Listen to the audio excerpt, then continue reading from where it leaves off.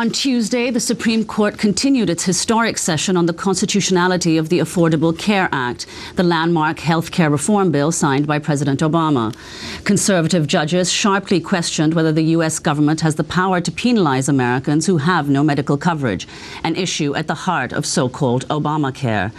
The individual mandate requires most people to buy health insurance by 2014 or pay a tax penalty.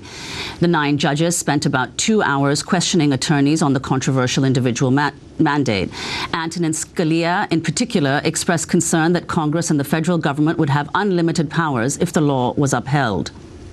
The argument here is that this also is maybe necessary, but it's not proper because it violates an equally evident principle in the Constitution, which is that the federal government is not supposed to be a government that has all powers, that it's supposed to be a government of limited powers, and that's what all this questioning has been about. What is left? If the government can do this, what else can it not do?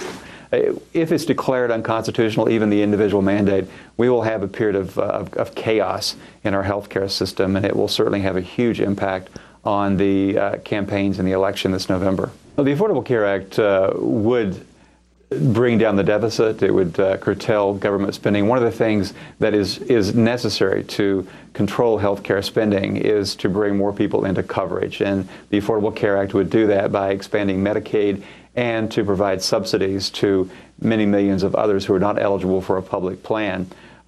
When you get more people in coverage, they behave differently. They don't go to seek care all the time at the emergency room, and it would alleviate the cost shifting that is the hallmark of the American healthcare system. But it's not. It is the Affordable Care Act, in my view, is a start. It is not what we ultimately need. It doesn't bring everyone into coverage, even with the individual mandate. There are people who could be exempted from that requirement. Many millions of people who could be. In fact, it's only estimated that about 30 million of the 50 million uninsured who would be brought into coverage if the Affordable Care Act does go forward.